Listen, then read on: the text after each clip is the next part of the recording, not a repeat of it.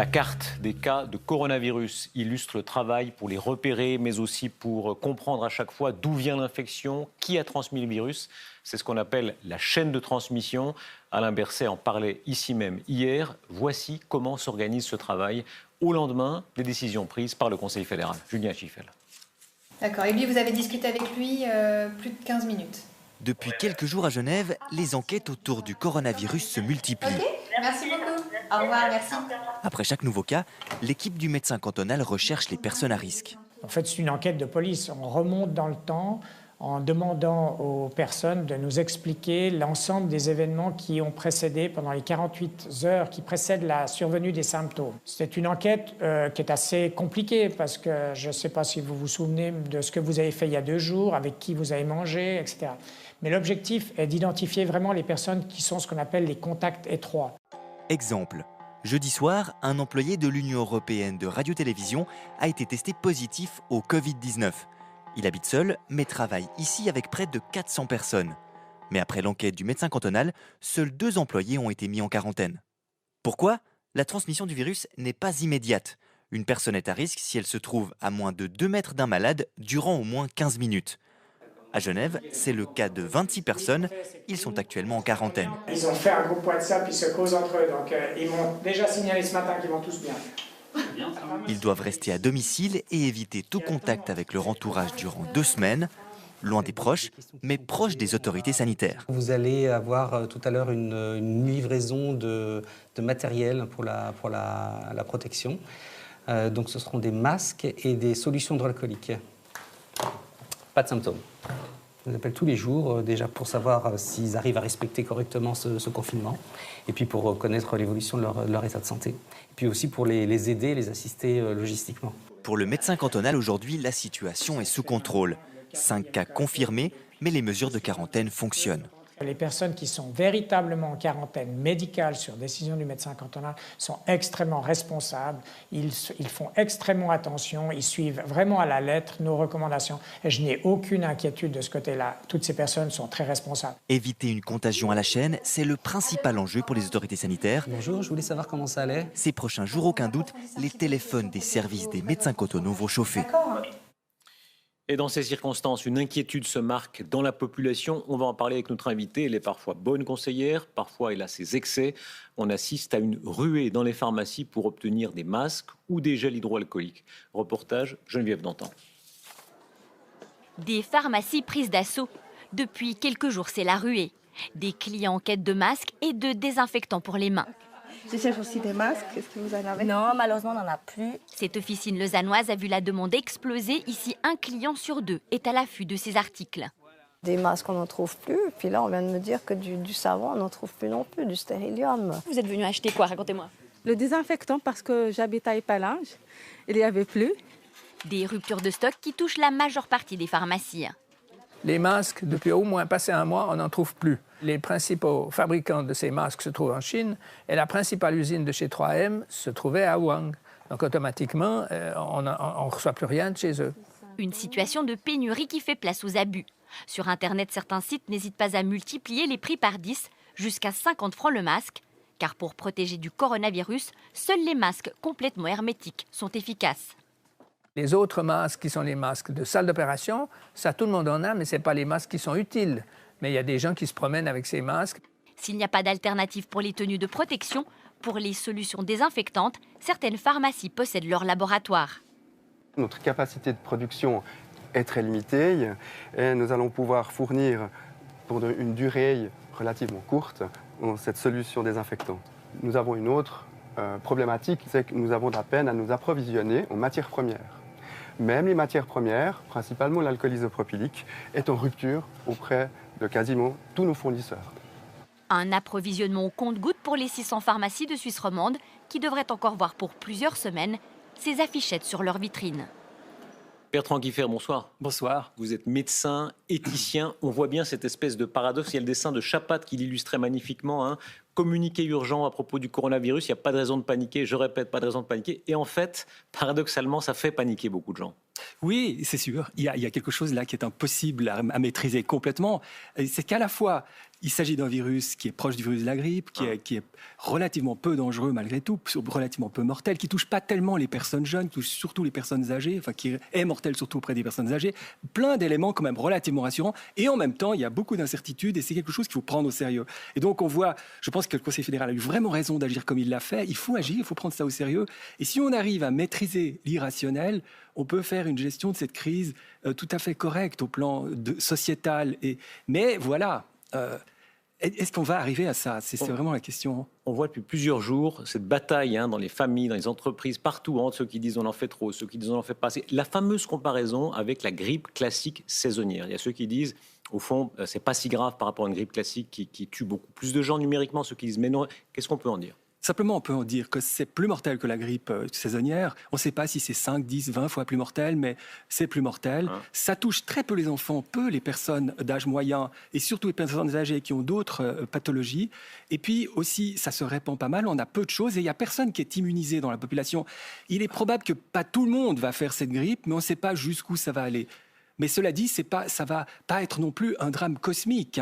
Donc, il est vraiment très important de rester avec une espèce de solidarité, une vision de société, que les gens infectés, par exemple, protègent ceux qui ne sont pas infectés. C'est beaucoup plus efficace que le contraire. Donc, que les gens se protègent, mais que les gens infectés ne se promènent pas dans la rue, ne prennent pas les transports en commun, et pas dans les lieux publics, les gens qui ont des symptômes. Et tout ça fait une solidarité de société. Alors le fait est que ça provoque beaucoup de réactions, parfois y compris un peu irrationnelles. Exemple des familles qui font des provisions, c'est le reportage de Chloé Stelet. L'arrivée du coronavirus pousserait certains ménages à faire des provisions de nourriture, en particulier en Suisse alémanique. Mais pour l'heure, aucun problème d'approvisionnement selon l'Office fédéral de la santé publique.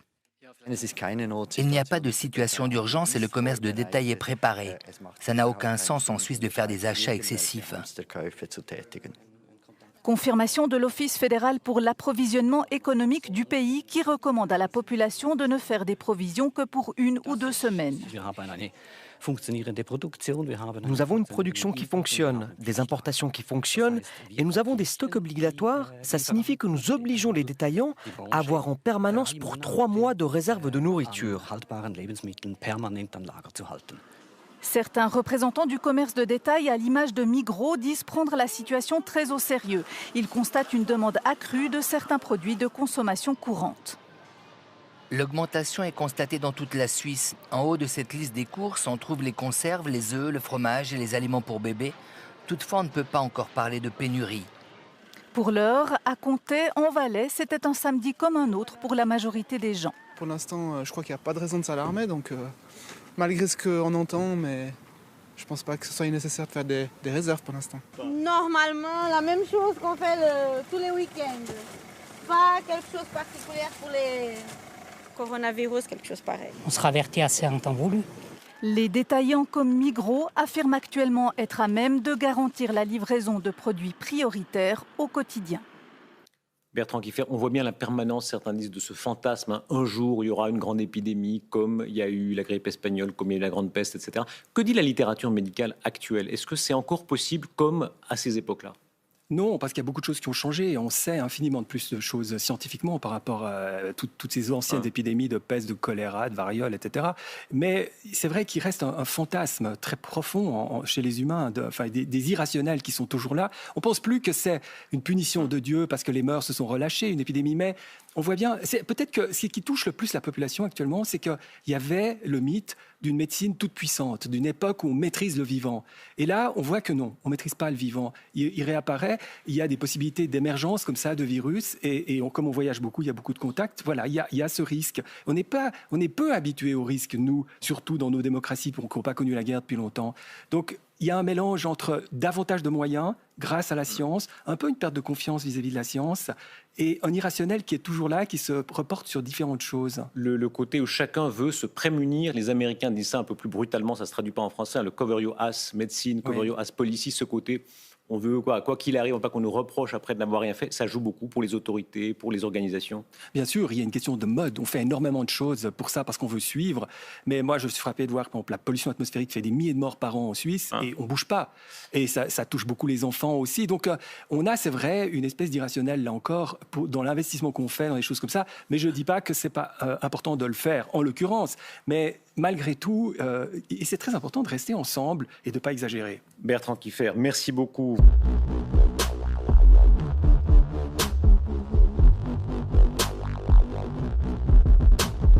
La une ce soir donc, ce nouveau chiffre de contamination. La France compte désormais 100 cas de coronavirus, dont 43 cas supplémentaires en 24 heures. 9 personnes, je vous le disais, sont ce soir dans un état grave.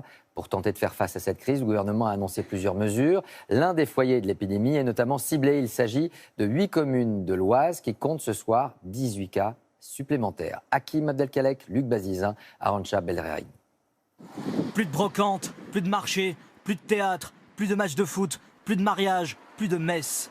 La commune de Creil va devoir apprendre à vivre au ralenti, comme partout dans l'Oise. Dans tout le département, les rassemblements collectifs sont désormais interdits. Cela concerne au total 800 000 habitants. D'aller à un concert à l'heure d'aujourd'hui ou un match de foot, je limiterais quand même. Je limiterais les espaces où il y a énormément de monde.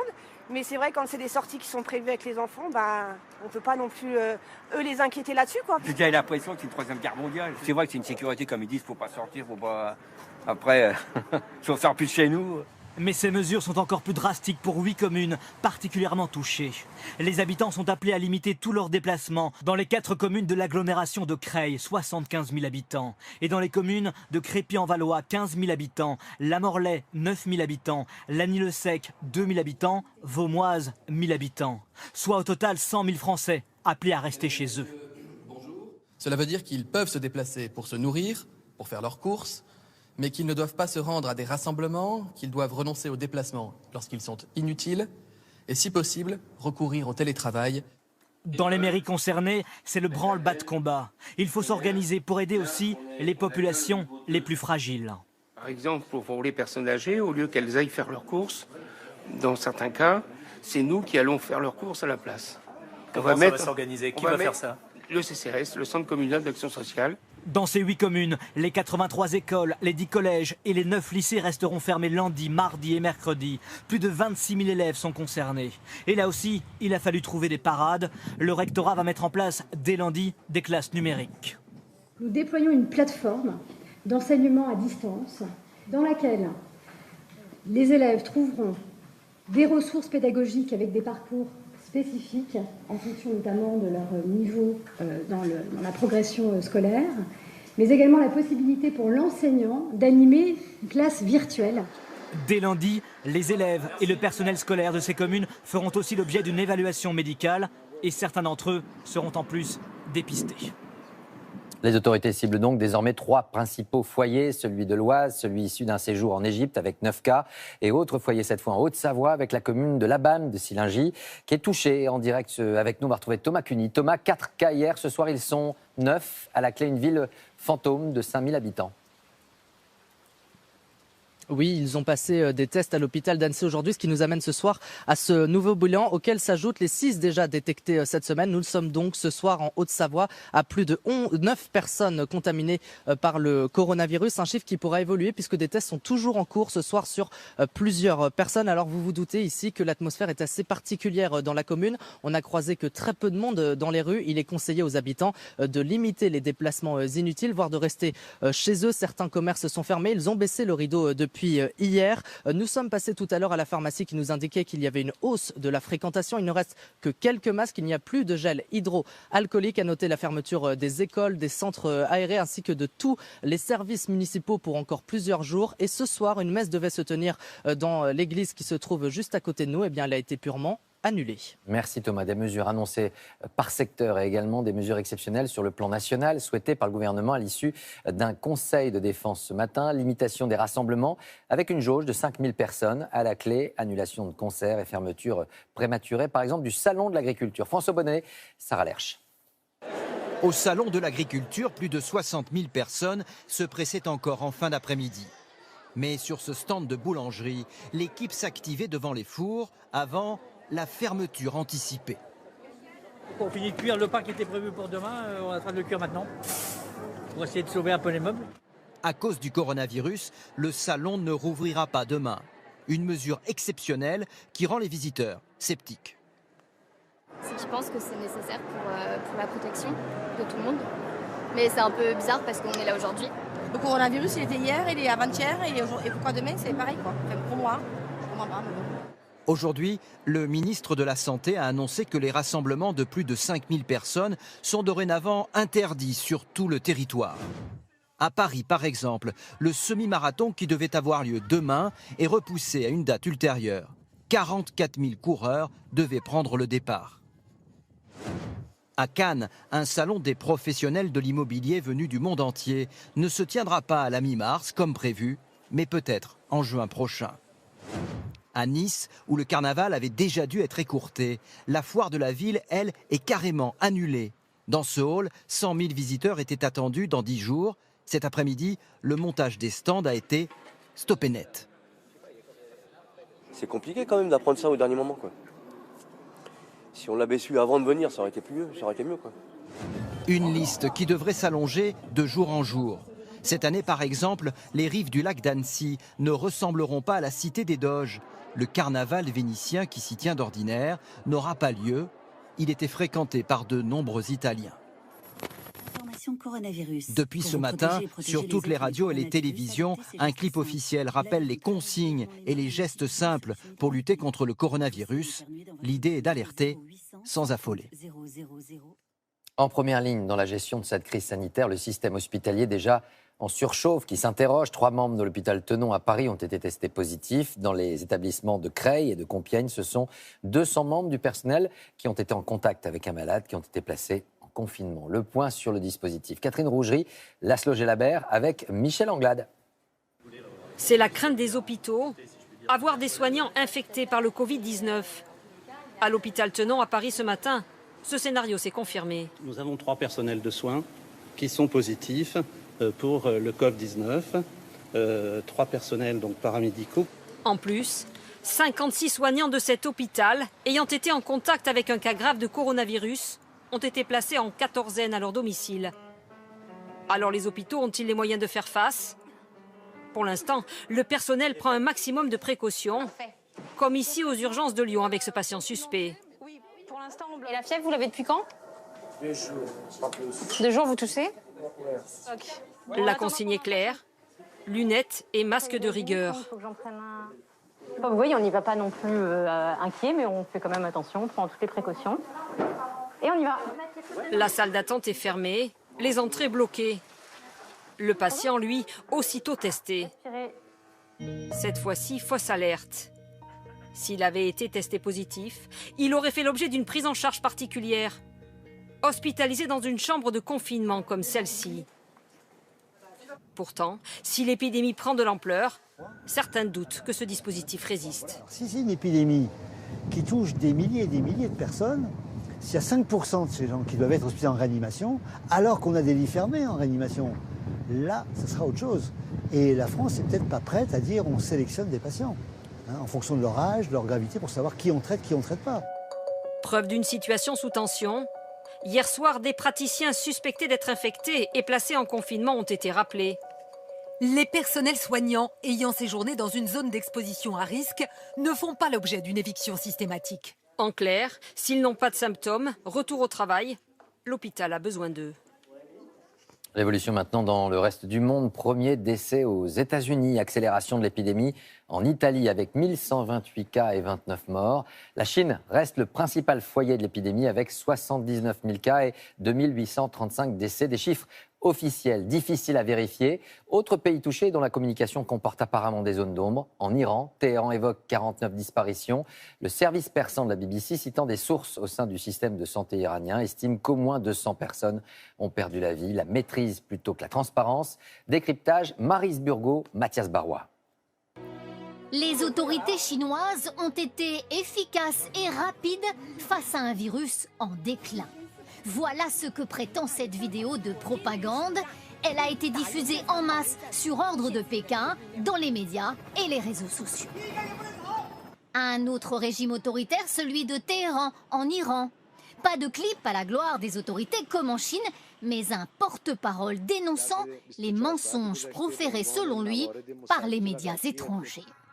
Une chaîne de télévision anglaise annonçait hier la mort de 210 personnes en Iran infectées par le virus. Faux, disent les autorités qui recensent 43 décès. 2 pays et 2 régimes peu enclins à la transparence.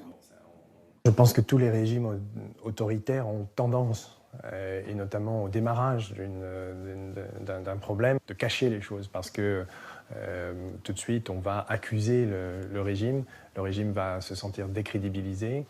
Et donc, je pense que tous les régimes autoritaires ont tendance à faire ça. En Chine, les médias d'État montrent en permanence les malades guéris sortant de l'hôpital, certains regrettant, devant la caméra, de quitter les infirmières. C'est mon dernier soir à l'hôpital. Je suis trop excité pour dormir. Je n'ai pas envie de dire au revoir aux équipes médicales. Pendant ce temps, en Iran, certains habitants osent remettre en cause le discours du régime. En tant que citoyen, je suis bien incapable de dire qui nous dit vraiment la vérité. Malgré ce manque de transparence, les autorités des 2 pays ont accepté d'accueillir les enquêteurs de l'Organisation mondiale de la santé. On revient en France avec les conséquences sur l'économie de cette crise du coronavirus. Question ce soir sur l'impact sur la consommation. Ici, c'est le climat, la psychologie, la peur qui parfois pousse à un comportement hiératique. Achat de denrées à court terme, mais à l'inverse, les investissements, les projets sont souvent ralentis. Gaspard de Florival, Yvon Baudin. L'affluence ce matin sur le parking de ce drive de Nogent-sur-Oise. Par crainte du coronavirus, certains clients ont préféré commander leurs courses chez eux, sur Internet. Une première pour cette famille, qui ne veut plus se rendre au supermarché. C'est vrai que dans les rayons, les gens éternuent tous sans problème. Donc là, en cette période-là, moins on voit de monde et mieux c'est. Des réserves pour tenir plusieurs semaines. Pâtes, conserves et bouteilles d'eau, les produits de première nécessité sont plébiscités. Du lait, des céréales, des repas pour le midi, pour le soir. Je fais quelques réserves parce que j'ai aussi des filles qui sont... des jumelles qui sont prématurées et qui sont très fragiles. Donc je préfère faire mes réserves au cas où elles doivent rester à la maison. Pour faire face à l'affluence, l'enseigne a dû doubler ses effectifs ce week-end. On a atteint, je crois, hier, presque 500 livraisons, alors qu'avant on tournait à 350. Donc ça fait un rythme beaucoup plus soutenu que d'habitude. Face à cette course aux provisions, faut-il craindre une pénurie? Cet expert se veut rassurant. Rien n'est inquiétant pour l'alimentation aujourd'hui. Dès que vous créez un doute sur le fait de ne plus pouvoir acheter, eh bien les Français ou les Italiens ou les Chinois se précipitent pour aller acheter. Donc on est un petit peu dans une psychose. Sur l'ensemble du territoire français, ce sont d'abord les ventes de certains produits d'hygiène qui s'envolent. Depuis quelques semaines, les achats de gel hydroalcoolique ont augmenté de 91% dans les grandes surfaces.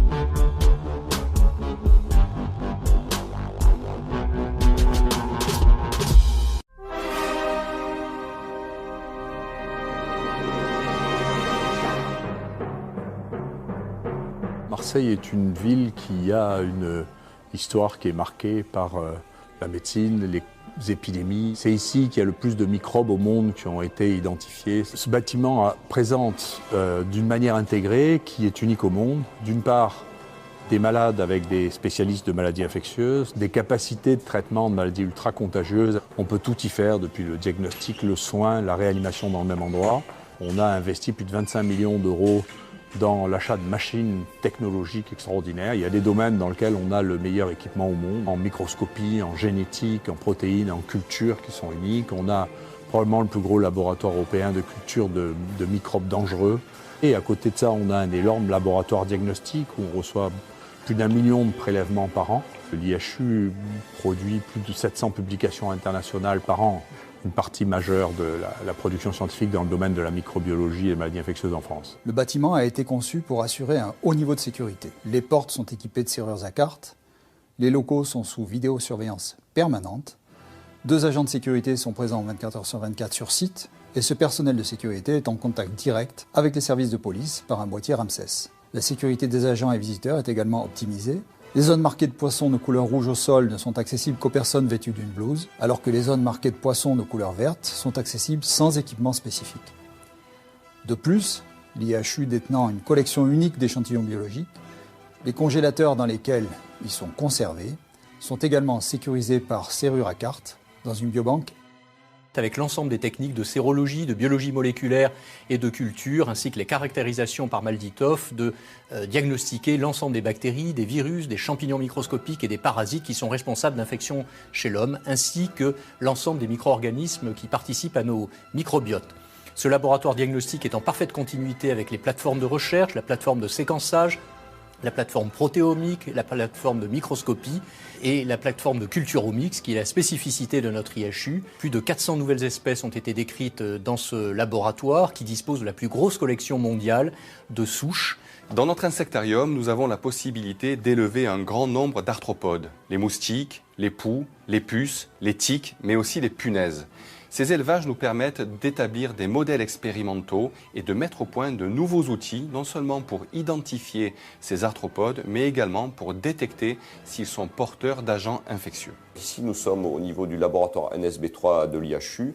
Donc c'est un laboratoire qui fait environ 1600 m². La sécurité, c'est d'éviter que tout pathogène qui soit à l'intérieur puisse sortir à l'extérieur. Pour ça, on a des systèmes de dépression, donc on est capable de surveiller la dépression à l'intérieur de ce laboratoire. Un deuxième aspect important, c'est la sûreté. Il faut savoir que dans ce laboratoire, on va manipuler des micro-organismes potentiellement très dangereux, par exemple le bacille de la peste, et on pénètre dans les zones en fonction de ces autorisations. L'IHU possède 75 lits de maladies contagieuses, avec des couloirs de circulation évitant de mettre en présence les malades et les visiteurs. Lutter contre les infections nosocomiales est une des priorités de l'IHU Méditerranée Infection. Chaque année en France, 800 000 patients sont infectés dans les hôpitaux et 10 000 en meurent. Le manque d'hygiène des mains des professionnels de santé et la mauvaise utilisation des cathéters sont en grande partie responsables de cette épidémie des temps modernes. Pour lutter contre ce fléau, nous avons mis en place des outils de mesure de la désinfection des mains comme Mediantrace qui sont développés maintenant par une start-up de l'IHU. Nous avons une unité de 25 litres d'isolement de très haut niveau de sécurité que nous pouvons graduellement activer pour traiter des maladies hautement contagieuses comme Ebola. L'unité est équipée d'échographies permettant de faire de l'imagerie au lit du patient. Nous prenons en charge les enfants et les adultes, y compris ceux qui ont besoin de réanimation, avec nos collègues pédiatres et réanimateurs. Professeur, pour revenir à cette proposition d'utilisation de la chloroquine comme traitement pour le coronavirus, que pensez-vous? Comment se fait-il qu'il y ait un débat d'experts actuellement, un débat entre scientifiques et médecins, quant à l'utilité et à l'efficacité de ce traitement? Écoutez, je pense qu'il y a un malentendu que l'on peut concevoir quand on ne fait pas partie du monde scientifique et qu'on appelle ça la communauté scientifique ou les experts au sens large. Chez nous, il y a une évaluation de ce qu'est les experts. Alors je vais vous montrer, par exemple, le site le plus simple d'utilisation, qui est un site international, hein, c'est pas à nous, pour identifier ce qu'est un expert. Donc vous tapez sur Google, sur Internet, Expertscape, et puis dedans, donc Expertscape, vous rentrez le mot-clé. Pour les maladies infectieuses transmissibles, ça s'appelle Communicable Disease. OK. On appuie sur Show Expert. Et Show Expert, vous savez qui c'est, qui est Show Expert. Et donc, je suis désolé, mais je suis le premier expert. Et non seulement ça, mais si vous regardez dans les endroits dans lesquels ça se passe, en particulier, vous regardez à Marseille, vous voyez, eh bien, vous trouvez que les seuls experts mondiaux qui soient lisibles en France dans cette zone-là sont ceux de Marseille. Vous voyez. Et donc, quand on marque une en réalité, c'est Marseille. Et donc, Université d'Aix-Marseille, vous voyez que les seuls experts visibles en France, vous voyez, sont des experts qui sont ici, les 5 visibles au niveau mondial de l'expertise dans ce domaine-là, et c'est lui dans les maladies transmissibles. Et si vous regardez ensuite dans virus, vous regardez qui sont les experts mondiaux présents en France, et si vous regardez dans antibiotiques, vous verrez quels sont les experts mondiaux trouvés en France, et si vous regardez à Communicable Disease Emerging, vous verrez que les seuls experts mondiaux sont à Marseille, de France sont à Marseille. Donc c'est intéressant, mais ce qui est un expert pour une télévision ou pour un groupe, c'est une chose, ce qui est un expert pour la science, c'est une autre chose. Voilà. Et donc, moi, je suis indifférent au fait que les uns les autres pensent qu'ils sont des experts, ça m'indiffère. Cela étant, il y a des manières de quantifier le niveau scientifique des gens, qui est facile à évaluer. Il suffit de le regarder pour savoir qui est quoi dans un domaine donné scientifique. Pour quelles raisons vous êtes-vous intéressé et avez-vous communiqué sur la question de la chloroquine? La chloroquine est un médicament avec lequel je travaille depuis longtemps. J'ai été le premier à utiliser l'hydroxychloroquine dans le traitement des maladies infectieuses aiguës, en particulier pour les bactéries intracellulaires, pour lesquelles on n'arrivait pas à éradiquer les microbes. Donc pour 2 maladies, la fièvre Q et la maladie de Whipple, j'ai suivi personnellement 4000 de ces personnes depuis 30 ans, que j'ai traitées avec de l'hydroxychloroquine pendant en moyenne 1 ou 2 ans, dont j'ai fait les dosages dans le sang. Je vais regarder, depuis 4 ans et demi, on a fait 2000 dosages d'hydroxychloroquine dans le sang. Et donc j'ai une énorme expérience de ce médicament dans les infections. Et depuis longtemps, on pense que ce qui marche pour les bactéries intracellulaires, c'est-à-dire qu'ils se multiplient dans les cellules, doit marcher pour les gros virus parce qu'ils rentrent par les mêmes mécanismes, ils vivent dans les mêmes vacuoles. Et la chloroquine influence le sac dans lequel se logent les microbes qui rentrent dans les cellules. Et donc ça fait 13 ans qu'on a écrit notre première revue avec Jean-Marc Rollin sur l'usage potentiel de la chloroquine dans les infections virales.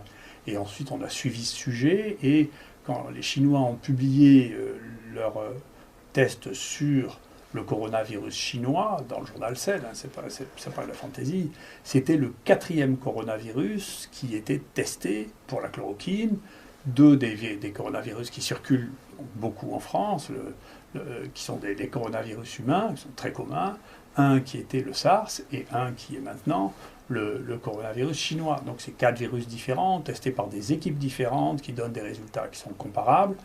Et comme la concentration dont on a besoin pour empêcher la culture du virus au laboratoire est une concentration qu'on peut atteindre avec les doses que nous utilisons pour le traitement des malades, c'était assez logique de passer à ça. Comme en plus de ça, c'est des médicaments dont on connaît la sécurité, dont on connaît le dosage, parce qu'ils sont extrêmement utilisés, bien entendu. Les Chinois qui avaient fait une déclaration, dès la publication de l'efficacité de la chloroquine, ont dit on va tout de suite l'essayer. C'est ce qu'ils ont fait. Et peut-on faire confiance aux Chinois lorsqu'ils disent qu'il faut essayer la chloroquine et qu'il faut l'utiliser? Si vous voulez, c'est insultant comme question. Ces gens se posent cette question. Si c'était une maladie purement américaine, qu'il n'y ait que les Américains qui aient soigné cette maladie, et que le Center for Disease Control ou le président des États-Unis disent écoutez, maintenant il faut traiter ces malades avec ça, personne ne discuterait ça. Là, que des gens qui n'ont jamais traité une infection à coronavirus aient une opinion sur les gens qui ont 20 essais en cours et pour lesquels les éléments ont été suffisants pour que le gouvernement et tous les experts chinois, c'est des experts qui connaissent le coronavirus, hein, pas que sur le papier, c'est leur métier, hein, prennent une position officielle en disant maintenant il faut traiter avec de la chloroquine les infections à coronavirus, c'est déraisonnable de dire écoutez, les Chinois on s'en fiche. Non, c'est pas comme ça. Après, bien entendu, chacun sait qu'entre le moment où on a les premiers résultats et le moment où on fait une publication internationale acceptée, il faut un certain temps. Il est bien possible que la finalisation de l'ensemble de cette publication arrive au moment où il n'y aura plus du tout de coronavirus parce que le temps se sera réchauffé. Donc, bien entendu, ils ont pris une mesure de santé publique qui est de communiquer aussi rapidement que possible, comme on le fait dans un congrès. Donc tout le monde fait ça. C'est simplement parce que c'est les Chinois qui font ça que, je sais pas, les gens disent c'est pas sûr parce que c'est les Chinois. Donc pour l'instant, comme il n'y a pas d'autre alternative qui soit crédible, entre donner un médicament qui a été testé par les gens qui ont le plus de connaissances au monde sur une maladie et essayer une nouvelle molécule en disant écoutez, peut-être que cette nouvelle molécule marche, il faut revenir à une réflexion basique, si vous voulez, qui n'est pas une réunion d'opinion, mais une réunion de factuellement, qu'est-ce que vous avez qui vous permet de dire que le gouvernement chinois et tous les scientifiques chinois qui font une information prioritaire se trompent. Si vous étiez touché par le coronavirus, prendriez-vous de la chloroquine? Oui.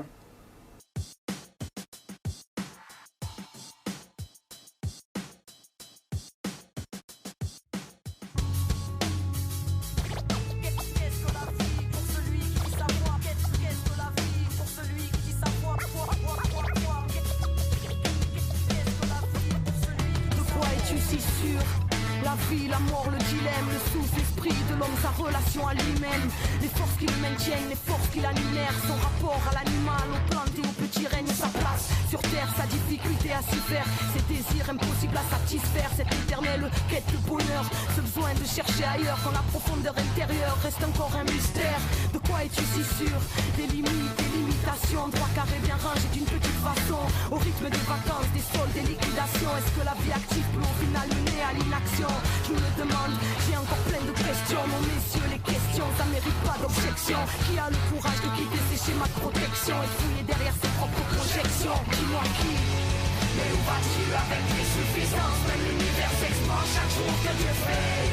Le soleil ne brille pas dans un sens et ne se lève pas quand il croit se lever.